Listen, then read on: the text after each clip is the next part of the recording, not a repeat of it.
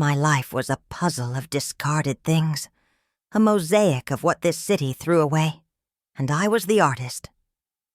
Stay until the end, and you'll find out how this story ended. I learned the rhythm of New York from the sidewalk up, a perspective most people spend their lives trying to avoid ever seeing. The concrete was my office, the alleyways my workshop, where forgotten skills found a purpose in a world obsessed with the new. One rain-soaked Tuesday, the city was weeping gray tears, turning the streets into a slick, chaotic mess of yellow cabs and black umbrellas. That's when I saw him, a frantic young man in a suit that was probably worth more than everything I owned at that moment. His name was Raphael, and his world was falling apart right there on the corner of 5th and 58th, a soggy mess. A cheap corporate folder had surrendered to the downpour, threatening to spill its precious cargo of documents into a flowing gutter. He was panicking, fumbling with the soaked cardboard, his face a mask of pure terror as he watched his career dissolve into pulp. Have you ever had a moment where your whole future felt like it was about to wash away? It's a terrible feeling. I stepped out from the awning I was sharing with a pigeon, a roll of waterproof tape, and a discarded plastic sheet in hand. He didn't even notice me at first. Too lost. In his disaster, a common blindness for people who live their lives indoors. You're going to lose those papers if you keep pulling like that, I said, my voice calm against the symphony of the storm. He looked up, startled, seeing me for the first time. A black woman in worn clothes, someone he was trained to ignore. But what happened next will surprise you. My hands were already moving, a blur of practiced efficiency that caught him off guard. I wrapped the plastic around the breech, securing it with the tape, creating a makeshift, waterproof seal in under 30 seconds flat. It wasn't pretty, but it was functional, a principle the streets had taught me better than any engineering school ever could. He stared at the patch, then at me, his frantic energy slowly replaced by a look of complete and utter astonishment. "How did you do that so fast?" he asked, the rain dripping from his hair, his eyes wide with a dawning curiosity. I just shrugged, pointing to the city around us. "This place teaches you to see the fix in the middle of the break. This simple act, this tiny repair, was the key that would unlock a door I never even knew existed for someone like me." Raphael, his presentation saved, didn't just thank me and walk away. He saw something more than a simple patch on a folder. He saw a system, a method in my madness, an elegant solution born from the city's own chaotic and informal network. He insisted I explain how I knew exactly what materials to use, how I had them ready, how I saw the solution instantly. "It's just micro-logistics," I explained, "knowing where the discarded resources are and how to deploy them at a moment's notice. You might be wondering what a woman on the street knows about logistics, but survival is the most demanding supply chain manager there is." Raphael's eyes lit up, a spark of understanding that would ignite a fire, changing both of our lives in unimaginable ways. He made a decision right there in the rain, a choice that would pull me from the shadows into the blinding corporate lights. He wanted me to come with him, to his office, to explain this street-level logistics to his bosses as an improvised consultant. I almost laughed in his face. Me, in a skyscraper boardroom. The idea was so absurd it was almost comical. But there was a sincerity in his eyes, a desperate hope that my strange skill set was the answer to a problem he had, so I said yes. What did I have to lose? Another cold night on a grate. The risk seemed impossibly small. Walking into that glass and steel tower was like stepping onto another planet. A world of polished floors and hushed, important voices. The way people looked at me, their eyes sliding past, then doing a double take of confusion and distaste, was a familiar sting. They saw my worn jacket, my practical boots, and dismissed me before I had even opened my mouth to speak a single word. Have you ever felt the weight of 100 judgments on your shoulders before you've even been properly introduced to the room? Raphael introduced me not as a homeless woman, but as Luz, a logistical consultant with a unique on-the-ground perspective of the city. The skepticism in the room was a physical thing, a thick, heavy blanket of disbelief and barely concealed smirks. It was suffocating. Then there was Henrique, the CEO. A man carved from tradition and privilege, his disapproval was a cold, hard wall. He looked at me as if I was something he had scraped off the bottom of his expensive Italian leather shoe. But Raphael had faith. He gave me the floor, and I started to explain my world, using their language of efficiency and assets. I told them about the street vendors, the bodegas, the network of unseen people who keep the city's blood flowing every single day. These weren't just random points on a map. They were potential micro-hubs, nodes in a delivery network faster than any courier. I laid out a plan for a pilot program, using forgotten neighborhoods as the backbone for a new, hyper-efficient delivery system. The idea was to empower the people, already there, giving them income and purpose, turning their local knowledge into a corporate asset. If you want the blueprint for how this system works, ask in the comments, and the Surviving Stories team will send it to you. To my shock, and Henrique's visible disgust, the board approved a small-scale pilot. Raphael's conviction had been persuasive enough. The next few weeks were a blur. I was given a temporary pass, a small desk, and a tidal wave of corporate procedure. I worked with Raphael to map out the informal city, identifying key players and locations that their algorithms could never find. We launched the pilot in a neighborhood the company had written off as unprofitable, a place they had completely forgotten. The success was immediate and explosive. Deliveries that used to take hours were now being completed in mere minutes, a logistical miracle. Street vendors became pickup points. Homeless individuals with carts became last-mile couriers, their knowledge of shortcuts proving invaluable. We were not just delivering packages, we were delivering opportunity and income to the people who needed it the most. The project was a win, a massive, undeniable success that started making waves throughout the entire company and even beyond it. But victory, I soon learned, casts a very long and often very dark shadow. My success had made me visible, and for some people, a woman like me becoming visible was not a cause for celebration, but a threat to be neutralized. The media got wind of the story. This homeless genius who was revolutionizing a major corporation. It was a juicy headline. They dug into my past, splashing my history across the news, framing me as a curiosity, a freak show for public consumption. My life on the streets, my struggles, my history, it all became public fodder, dissected by people who couldn't understand it. Inside the company, the victory painted a target on my back. My powerful new colleagues treated me with open disdain. They saw me as an anomaly, a temporary gimmick, not as a professional who had earned her place at the corporate table. Henrique, the CEO, felt the most threatened. My success was a direct challenge to his traditional, top-down way of doing things. He started his campaign subtly, with whispers in the hallway and loaded questions in meetings, trying to undermine my credibility.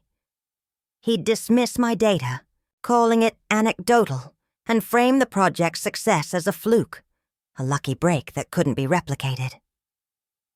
I was facing a war on two fronts, the institutional classism inside the office and the harsh glare of public scrutiny outside. It was a lonely and isolating experience, a constant battle against deeply ingrained prejudice. Have you ever fought a battle nobody else could see? But I wasn't entirely alone in this fight. Raphael was my constant ally, a steadfast believer in me and the project. He defended me in meetings, coached me on corporate politics, and treated me with a respect that was a shield against the scorn. Our bond deepened, forged in the fires of late nights and high-stakes presentations, a partnership built on honesty and mutual respect. This growing connection between us didn't go unnoticed. Of course, it only gave Henrique more ammunition to use against us both. He framed our partnership as unprofessional, hinting that Raphael's judgment was clouded, putting both of our careers in jeopardy. Allies also began to emerge from the most unexpected places, from within the company, and more importantly, from the communities we helped. A junior analyst who saw the genius in the numbers, a warehouse manager who saw the efficiency firsthand. They started to speak up. The people in the neighborhoods we empowered became our most vocal supporters, living proof that this system worked for everyone. The tension kept building, a pressure cooker of ambition, prejudice, and innovation, all heading towards an inevitable breaking point. Henrique couldn't stop the project's success, so he decided to try and kill it off entirely, to maintain his control. He called for a decisive board meeting, a final showdown where he would present his case for shutting down my rogue operation. The fate of the entire project, and the futures of all the people who now depended on it, would come down to a single vote. The night before the meeting, the weight of it all felt crushing. The city, lights outside the office window seemed impossibly distant. Raphael found me staring out at the view. "You built this, Luz. Don't let him take it away from you," he said softly. His belief in me was a lifeline. It was time to fight, not with his weapons of doubt, but with my weapon, the truth. The boardroom felt like a coliseum the next day, with Henrique playing the part of the emperor, ready to give the final signal. He stood before the board, presenting slick charts and complex projections that were designed to create fear and sow doubt. He spoke of risk of brand damage, of the unpredictability of the people I had brought into the corporate ecosystem. It was a masterclass in corporate fear-mongering, painting my success as a dangerous liability that needed to be contained. Then, it was my turn. I walked to the front of the room. Not with a fancy slide deck, but with something far more powerful. I started with simple numbers, the undeniable metrics of our success. Delivery times cut by 70%, costs slashed by half. But then I shifted from the numbers to the names, from the data points to the people they actually represented. I told them about Maria, a street vendor who could now afford to send her daughter to a better school because of her work. I showed them a picture of James, a man who had been homeless for years and was now our most reliable courier in the Bronx. I played short video testimonials, raw and unpolished, of people looking into the camera and speaking about hope and dignity. Their voices filled the sterile boardroom, stories of real human impact that made Enrique's corporate chart seem hollow and lifeless. "This project isn't a risk," I concluded, my voice steady and clear. "The risk is in ignoring the talent that lives on your doorstep." The room was silent, the air thick with tension. I had challenged their prejudices with simple, undeniable human clarity. But what happened next was the real surprise. Raphael stood up, breaking the silence and turning all eyes toward him. He looked directly at Henrique, his own boss. "I've worked here for 10 years, he began, his voice ringing with conviction. "And in the last 3 months, I have seen more genuine innovation and positive impact than in the 9 years that came before." He publicly broke with the CEO, staking his entire career on the line for me and for the project we had built. "Henrique, seize a liability," Raphael said to the board. "I see the future of this company, and I stand with Luz." His courage was a lightning bolt in the room. The pressure from the community, the undeniable proof, it all came to a head. The chairman called for the vote. It was a tense, drawn-out moment, each hand raised, feeling like a lifetime passing. We won. The project was not only saved, it was approved for a full-scale citywide expansion, with me at the helm. Henrique sat there, defeated, his face a mask of disbelief. The old guard had fallen to an idea born on a rainy street corner. My appointment to lead the new division was more than a promotion. It was a revolution in the company's culture. It wasn't easy. The difficulties didn't just vanish overnight. But now, the opportunity was institutionalized, a permanent fixture. We created pathways for people to come in from the streets, providing training, resources, and a chance at a real career. The company began to change from the inside out, becoming more connected to the city it served, more human in its approach. And Raphael, our bond, tested by the corporate fire, settled into a mature and powerful partnership, both professional and personal. It was a relationship built on a foundation of respect for each other's autonomy, power, and the difficult choices we had made. In the end, this wasn't just my story of climbing from the bottom to the top. That narrative is far too simple.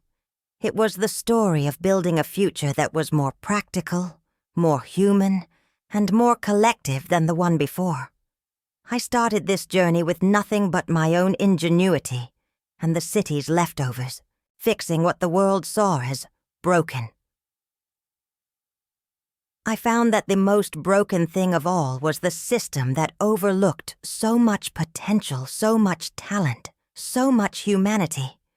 Now sometimes I walk past that same corner on 5th and 58th, especially when it's raining, a full circle moment.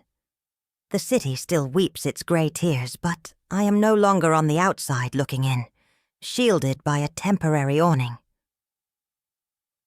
I see the city differently now, not as a place of discarded things, but as a garden of untapped potential waiting for someone to notice.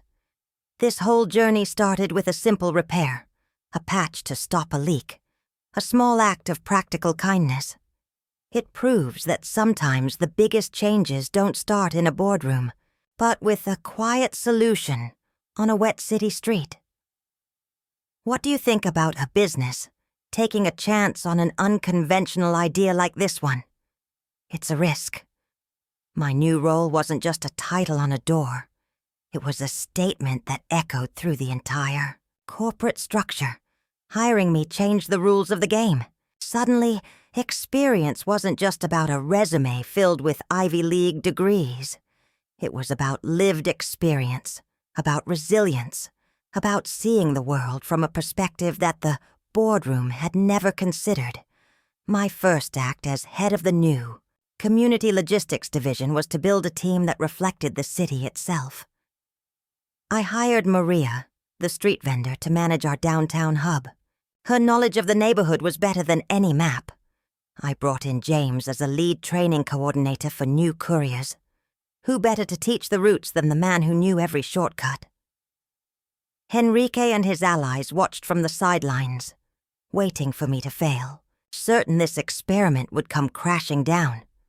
But they underestimated the power of a team built on shared experience and a common goal that went beyond profit margins. Our division quickly became the most profitable and efficient part of our entire company, shattering every single projection. We weren't just moving packages, we were building a community, a network of people who finally felt seen and valued. The culture of the office began to shift. Other departments started looking at our model, wondering how they could replicate it. The change wasn't just about logistics. It was about perspective, about seeing the hidden value in people and places. Raphael was by my side through it all, not as a boss or a savior, but as a true and equal partner in every sense. He handled the corporate side, navigating the political minefields while I focused on building our operations on the ground. Our relationship was an anchor in the constant storm of corporate life, a quiet space of trust and understanding. We didn't need grand romantic gestures. Our connection was in the shared glance across a meeting room, the late-night strategy sessions. It was in the mutual respect for the worlds we came from and the new world we were trying to build together. One evening, months into my new role, Enrique requested a meeting with me. Just the two of us in his office. I walked in expecting another confrontation, another veiled threat or attempt to undermine my authority. I was prepared for a fight. Instead, I found a man who looked tired, defeated. The fight had gone out of him, replaced by a grudging curiosity. "I don't understand it," he said, gesturing vaguely at the city lights beyond his panoramic window. "How you did it?" It was the first time he had spoken to me without a layer of condescension in his voice. It was a genuine question. "You see a city of buildings and streets," I told him. "I see a city of people and connections. That's the only difference." He was silent for a long time, just staring out at the view from the top of the tower. A view he thought he owned. "The board has offered me an early retirement package," he said quietly. "I'm going to take it. The company is changing." It wasn't a victory lap for me. There was no joy in seeing him defeated, only a quiet acknowledgement of the inevitable tide of change. The old way of doing things, of seeing people as cogs in a machine, was simply no longer the most efficient model. My success proved that empathy was a resource, that dignity was an asset, and that community was the ultimate infrastructure. Have you ever tried to change a system from the inside? It's a slow, grinding process, but the results can be powerful. The departure of Enrique marked the true beginning of a new era for the company, one built on the foundation we had laid. The loose model, as some of the business journals started calling it, became a case study in corporate social responsibility. But for me, it was never about corporate jargon. It was about creating a system where everyone had a chance to contribute. It was about recognizing that the person you ignore on the street might just be the one holding the key to your future. 2 years after that rainy day, Raphael and I stood on the roof of the company building, looking down at the city. The delivery network we had built was now a living, breathing part of the urban landscape, a web of interconnected lives. I could trace the roots in my mind, from the vendor in Queens to the courier in Harlem, a symphony of motion. "Do you ever miss it?" Raphael asked, his voice soft. "The quiet, the anonymity of your old life." I thought about it for a moment. The cold nights, the constant uncertainty, but also the freedom and the solitude. Sometimes, I admitted. But what we've built here, this is a different kind of freedom. It's the freedom to build. It's the freedom for others to have a choice, to have a steady income, to not have to live life on the edge of survival. My story became a part of the company's identity, a reminder that their greatest asset was not in their bank accounts. It was in the city itself, in the resilience and ingenuity of its people, a resource they had ignored for far too long. We established a foundation, funded by a percentage of the division's profits, to provide housing and job training for the homeless. It was the final piece of the puzzle, closing the loop and ensuring that the success we created was paid forward. The program was designed to find more people like me, people with hidden talents and unconventional skills, and give them a platform. Because I was never a one-in-a-million miracle, I was just the one who happened to be on the right corner, on the right day. The city is full of people with brilliant ideas, people who have engineered solutions just to survive another day. All they need is for someone to stop, to look past the worn clothes, and to see the genius that is hiding in plain sight. The final step was institutionalizing a new hiring metric: resilience.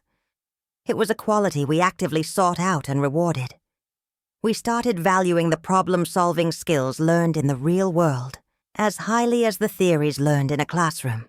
This fundamentally changed who we hired and promoted, creating a more diverse, more innovative, and more grounded workforce.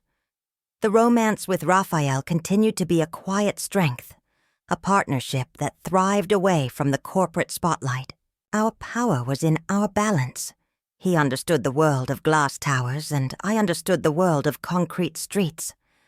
Together, we could bridge those two worlds, creating something stronger and more resilient than either could be on its own. My past was no longer a headline used to define me. It was a part of my story that gave me a unique strength. I didn't run from it. I owned it. It was the source of my expertise, the foundation of my success. The initial shock and awe of my story faded, replaced by the steady, quiet hum of a successful and revolutionary business unit. I was no longer the homeless consultant. I was Luz, the executive vice president of community logistics, and I had earned it. One day, a young intern, fresh out of business school, asked me what the single most important principle of my model was. I didn't talk about supply chains or distribution networks. My answer was much simpler than all of that. Look for the helpers, I told her. In any system, in any city, find the people who are already fixing things and empower them. That was the core of it all. It wasn't my idea. It was the city's idea. I had just been the one to listen. The end of my journey was not an end point, but the beginning of a new, more inclusive chapter for the entire company. It was a future built not on pity, but on respect, not on charity, but on opportunity, a truly practical and collective future. The metaphor of the rainy day never left me. It was a constant reminder of how quickly fortunes can change. It reminded me how a simple, unexpected storm can wash away the old and create the space for something new to grow. I went from being invisible on the streets to being indispensable in the boardroom, a journey that still felt surreal at times. But every time I felt out of place, I would just look out the window at the sprawling city below me. I would see the yellow cabs, the bustling crowds, the vendors on the corners, and I would feel grounded again. That was my city. That was my home. I wasn't just working in it anymore. I was a part of its heartbeat. And Raphael, who had once been a stranger in a panic, was now the person who knew the rhythm of my own heart. Our partnership was the quiet engine, behind the loud success of the division, a testament to what's possible with trust.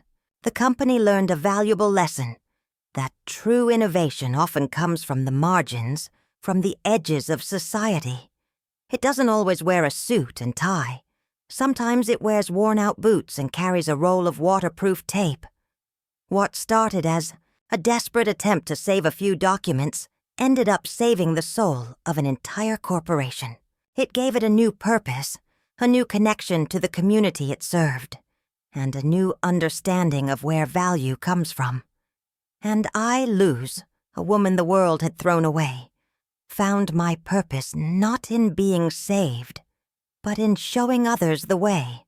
The system I designed was my masterpiece, a living mosaic of all the lessons the streets had taught me over the years. It was a testament to the idea that no one and nothing is ever truly beyond repair if you just look close enough. My journey showed that a different kind of success is possible, one that lifts everyone up, not just a select few. The final piece of the story is not about me. It's about the countless others who will follow the path we created. It's about the company continuing to find talent in unexpected places, long after my name is forgotten. That is the true legacy, a system that outlives its creator, a culture that becomes the new tradition. My life is no longer a puzzle of discarded things. It is a blueprint for building something new from the ground up, something strong, something fair, and something that remembers that its greatest strength is the resilience of its own people. And it all began with the simple, unwavering belief of one person on a rainy day who chose to see a solution instead of a problem.